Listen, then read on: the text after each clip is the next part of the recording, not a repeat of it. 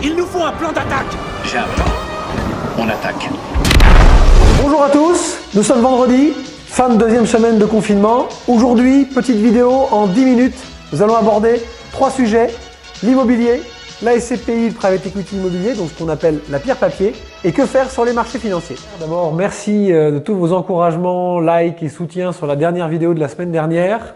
On essaye, dans ces temps de confinement un peu compliqués, de vous tirer des sourires et des petits moments un petit peu ludiques. Faut reconnaître.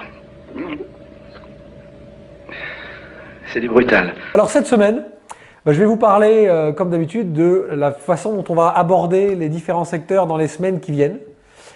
Pour commencer, je vous fais juste un petit point d'histoire parce que c'est intéressant, un peu de théorie économique.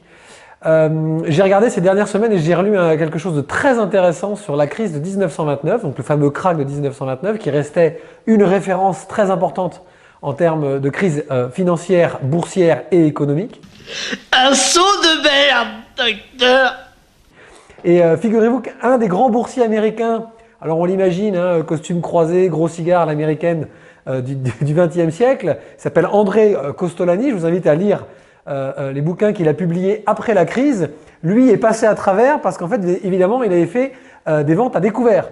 Donc forcément, quand ça part à la cave, lui, il a les effets de levier dans l'autre sens et il s'en est très bien sorti. Et sa théorie à lui, qui est très intéressante à observer en ce moment, c'est qu'il a imaginé que les cycles positifs de bourse et les cycles positifs économiques sont extrêmement haussiers lorsque deux choses se cumulent et évidemment extrêmement catastrophiques quand deux choses disparaissent. Ces deux choses, c'est un, la psychologie des acteurs économiques, et on va en parler, et deux, c'est la fluidité du crédit et la fluidité de l'argent. Je connais cette théorie, oui. S'il y a la psychologie des acteurs économiques et l'argent, tout va bien. Si cumulément et simultanément, il n'y a plus d'argent qui circule et les gens se mettent à paniquer, ça s'écroule. Faut pas te stresser, il n'y a absolument rien à craindre. Pourquoi je vous dis ça? Parce qu'on va parler là des 3 ou 4 grands secteurs qui vous inquiètent sur votre épargne et on va constater que globalement, qu'est-ce qu'il faut se dire au départ? Tout va dépendre de notre psychologie, de votre psychologie. Je pense que la façon dont nous réagissons aujourd'hui et surtout la façon dont nous allons réagir demain pour un éventuel rebond, pour une éventuelle reprise, va dépendre de notre psychologie. Parce que l'autre partie, il me semble en tout cas, et c'est notre conviction chez Net Investissement, que c'est réglé. La partie crédit, la fluidité de l'argent, ce qui a provoqué une crise très grave il y a 100 ans, et que les banques n'avaient plus les moyens d'assurer la fluidité du crédit. Les banques ont fermé. Donc à partir de là, la crise est devenue extrêmement grave pendant plusieurs années. Ça n'est pas le cas depuis 20 ans, puisque ça, c'est une vraie leçon des pouvoirs publics, déjà en 2008-2010, mais encore plus aujourd'hui, on a vu la réaction de l'État français, la réaction de la Banque Centrale Européenne, la réaction de la Banque Centrale Américaine et des pouvoirs publics américains.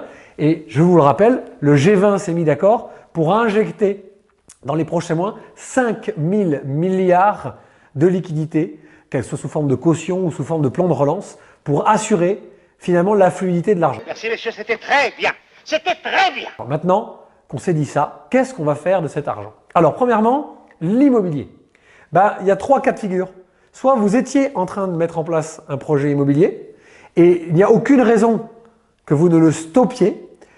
Pourquoi? Parce que vous aviez donc mis en place un projet immobilier patrimonial. Qui dit patrimonial dit que vous avez du temps et que même si on peut avoir des inquiétudes, ce que je ne partage pas, sur les 2 prochaines années par rapport au fléchissement de la hausse ou un arrêt carrément du prix immobilier français, si vous aviez prévu de faire un investissement sur 5, 10, 15, 20 ans, comme c'est le cas de tous les clients patrimoniaux normalement, il n'y a aucune raison de s'inquiéter. Ça ne pourrait être qu'un cycle. Donc, il n'y a pas de raison de stopper votre investissement. Si vous hésitiez à faire un projet et que vous étiez en cours de vous poser la question, sachez juste que de déposer un projet, de lancer un projet actuellement pourrait simplement être compliqué par le fait que les banques sont concentrées sur la fluidité de l'économie dont je parlais. Donc pour l'instant, les dossiers bancaires immobiliers sont mis carrément à l'arrêt. 80% des banques aujourd'hui vont vous dire laissez-nous un mois, 6 semaines. Donc c'est le seul frein que je verrai. Même chose, si vous recalibrez votre projet immobilier dans le temps et que vous n'êtes pas là pour faire un coup immobilier, il n'y a aucune raison de s'inquiéter. C'est trop calme. J'aime pas trop beaucoup ça. Et enfin, troisième cas de figure, pour les gens qui avaient déjà fait de l'immobilier, c'est-à-dire que le projet était signé, lancé, il faut simplement reprendre la base de ce qui vous avait été avancé. Et sauf si on vous a promis de faire des plus-values de 20% sur les 10 prochaines années, et dans ces cas-là, vous n'auriez pas dû signer quelque investissement que ce soit, théoriquement, on a dû vous expliquer que rien n'était garanti et que tout ça est cyclique. Il faudra peut-être, si vous aviez prévu de revendre un bien immobilier dans les semaines ou dans les mois qui viennent, reporter éventuellement votre revente. Mais aujourd'hui, aucun indicateur ne nous inquiète sur l'immobilier physique. Écoute Bernard, je crois que toi et moi, on a un peu le même problème. C'est-à-dire qu'on peut pas vraiment tout miser sur notre physique, surtout toi. Alors si je peux me permettre de te donner un conseil, c'est oublie que t'as aucune chance, vas-y fonce. On sait jamais, sur un malentendu ça peut marcher.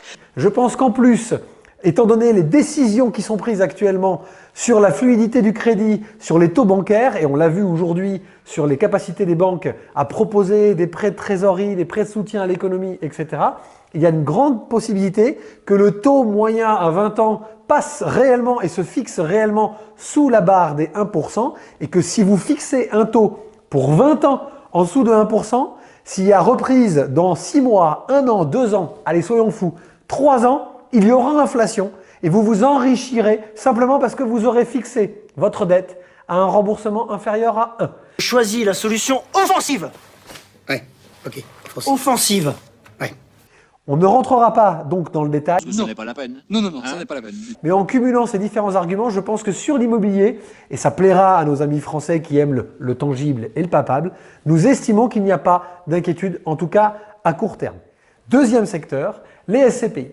Alors les SCPI, ce qu'on appelle communément la pierre papier. Il y a deux inquiétudes, la solidité de l'opérateur par rapport aux actifs financiers qu'il possède, qui sont donc sur des sous-jacents immobiliers, qui sont donc mis en location et qui donc peuvent subir le non-paiement des loyers qu'on entend dans toute la presse et dans tous les médias. Et le deuxième effet, c'est s'il n'y a pas paiement de loyer ou s'il y a aménagement des loyers, quel va être le rendement de ces placements? Premier point très simple, et là c'est très clair, ça me semble être le discours qui doit être tenu par un conseiller en gestion de patrimoine, c'est le discours que toutes nos équipes ont toujours tenu et continueront à tenir.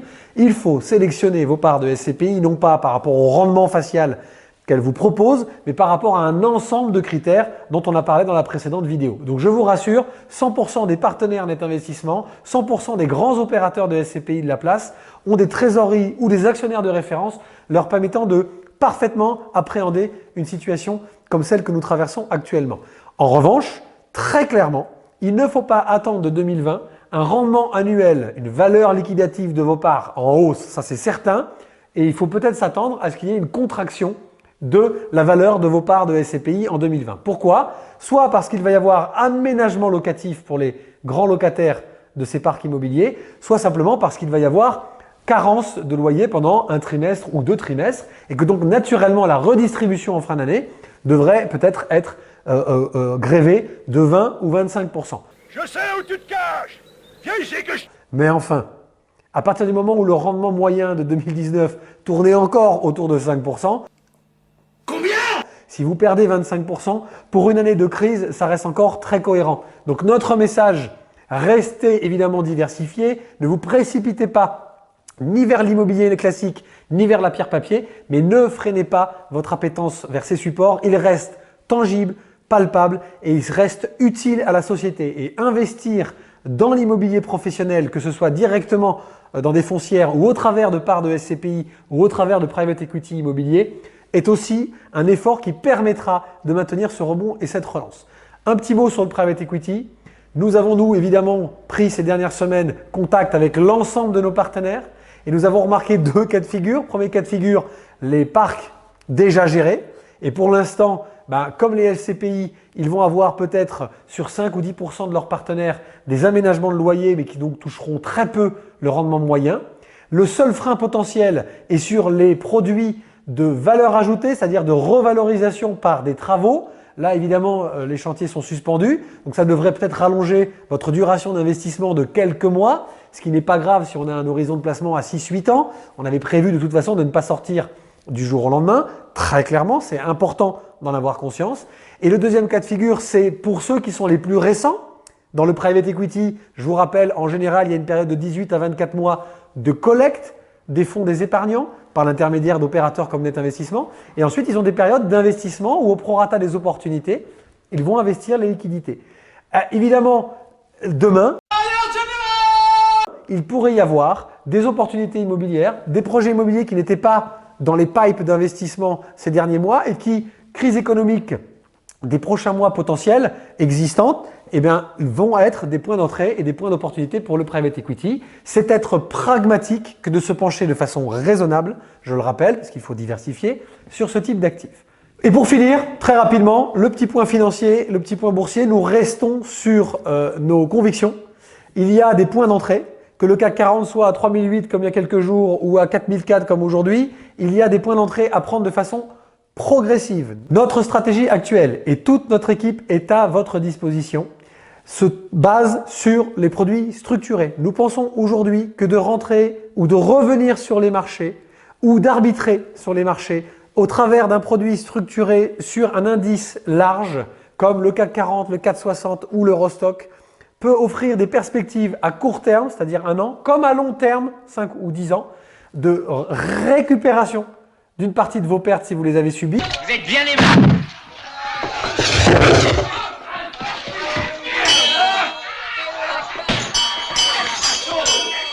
Ou d'opportunités de gains si vous n'avez pas subi des pertes.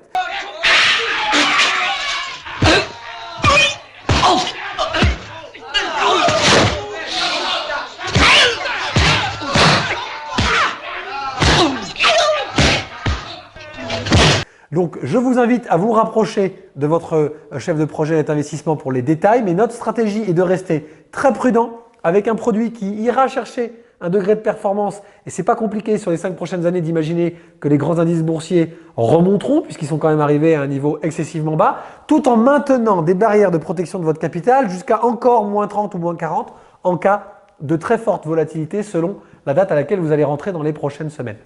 Maintenant, grande stratégie pour les plus pragmatiques d'entre vous, revenez sur le plan d'épargne en action pour l'aspect fiscal évidemment, mais également pour les points d'entrée boursiers. Et vous avez 2 options. Rapprochez-vous de vos conseillers, revenez voir vos chefs de projet Net Investissement sur le sujet et on vous expliquera quelle est notre stratégie de diversification avec investissement progressif. T'as vu comme j'ai fait les progrès? Ah ouais, ah ouais, ah ouais. Très bien. Encore 10 kilomètres et on rentre, hein? Et pour certains d'entre vous qui le veulent, n'oubliez pas, Net Investissement vous propose le transfert et la gestion de vos PEA bancaires, la financière de l'échiquier avec gestion sous mandat et jamais plus qu'en ce moment, il ne peut être utile de faire gérer de façon progressive un retour en bourse par des spécialistes.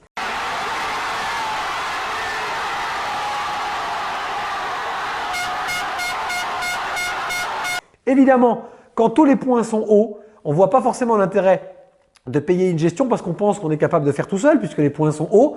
Mais là, quand on vient de subir les 4 semaines qu'on vient de subir, et j'en souris parce qu'évidemment, personne n'aime subir ces 4 semaines, peut-être que la vie d'un professionnel devient très important.